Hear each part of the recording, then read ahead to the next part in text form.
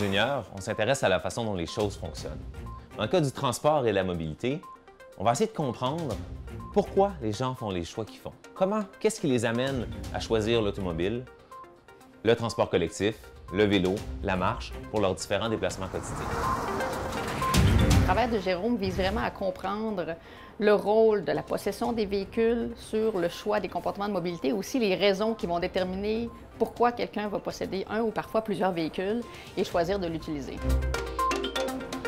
C'est pas le mode le moins cher, c'est pas le mode le plus durable pour l'environnement, c'est pas le mode qui a le moins d'impact sur la santé humaine. Mais pourtant, on continue, collectivement mais aussi individuellement, à faire des choix qui sont parfois un peu irrationnels.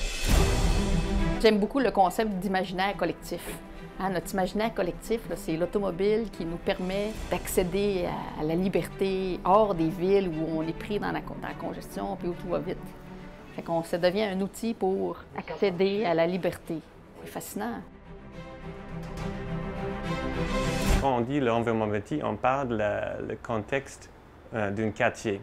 Quels sont les choix de transport disponibles? Quels sont les choix des activités qui sont disponibles dans un quartier? La différence, c'est souvent la façon qu'on développe les villes. Alors, on peut créer les situations où les personnes sont dépendantes sur un mode de transport ou un autre. Être capable d'aborder la question de transport puis de choix des modes de transport dans le quotidien, ça exige qu'on s'intéresse vraiment à la façon dont les gens perçoivent. Donc, un volet très psychologique, c'est le volet très intéressant du projet de Jérôme, c'est-à-dire de combiner cette compréhension qu'on a des facteurs physiques, le temps, la distance, l'efficacité des alternatives, puis d'amener aussi la façon dont les gens perçoivent ces alternatives, notamment l'automobile.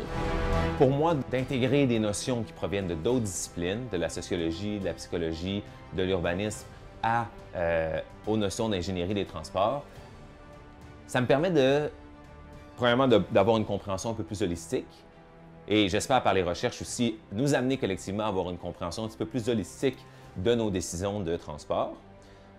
Ça me permet aussi d'augmenter d'améliorer mes connaissances dans différents domaines, puis d'arriver à expliquer des choses qu'on ne peut pas justement uniquement expliquer par des approches en silo. Donc, c'est extrêmement important, puis c'est pour ça aussi que je suis heureux d'avoir le professeur Owen Wiggood comme co-directeur, en plus de Catherine Morancy, parce qu'avec son expertise, avec ses différentes études qu'il a réalisées sur l'influence des facteurs psychologiques et de la culture sur nos décisions de mobilité, je sens qu'on va être en mesure, ici même à Polytechnique, d'intégrer ces éléments-là dans nos travaux, dans les travaux de la chaire mobilité de la professeure Catherine Morancy, dans les travaux du transport à Polytechnique.